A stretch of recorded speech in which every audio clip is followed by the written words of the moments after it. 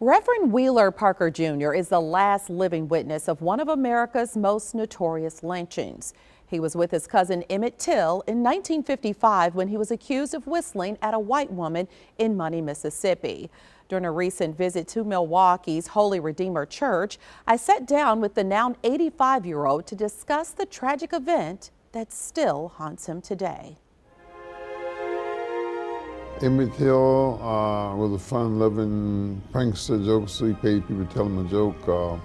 Typical Leo, natural leader, and just a good, fun person to be around. Reverend Wheeler Parker Jr. was the cousin and best friend of the late Emmett Till.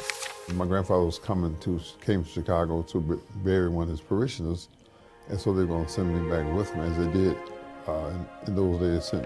Reverend Parker was 16 at the time and traveling to rural Mississippi. His cousin Emmett was 14 and wanted to tag along. They said, "You can't go," because they knew he was a fun-loving prankster, and his style would not fit in the South.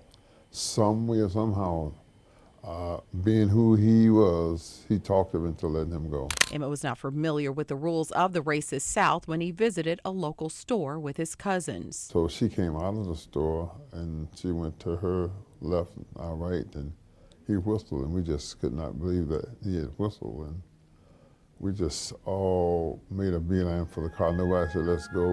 That whistle was directed at Carolyn Bryant Donham, the wife of the store owner. She revealed before her death in 2023 that she lied when she accused him of grabbing her and making lewd advances. Those allegations led to the tragedy that Reverend Parker will never forget. 3 days later they came, and that's when they took him.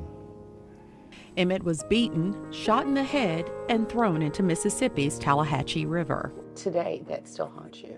Yes, it does. And if you didn't live during that time, you had no idea what it's like. You could read as much as you want, but you had to experience it.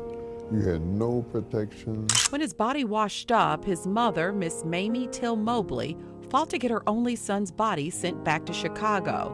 He was unrecognizable, and her famous words were, "Let the world see what they've done."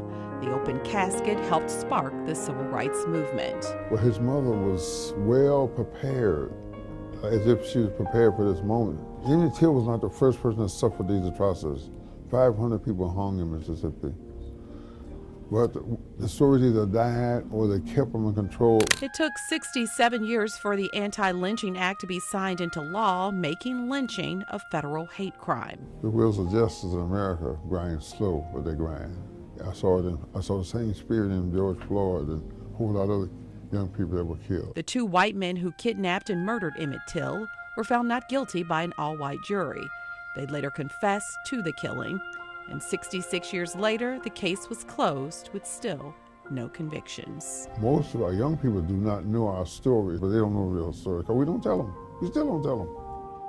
What do you want them to know? I want them to know when it comes to Emmett Till what kind of person he really was, because I've lived with where he's been portrayed for these 70 years, which is not accurate. You know, I know him upon like a prankster, you know, paying people to tell him jokes, and you see a picture of him, he's pleasant, he's smiling, that's Emmett Till, you know.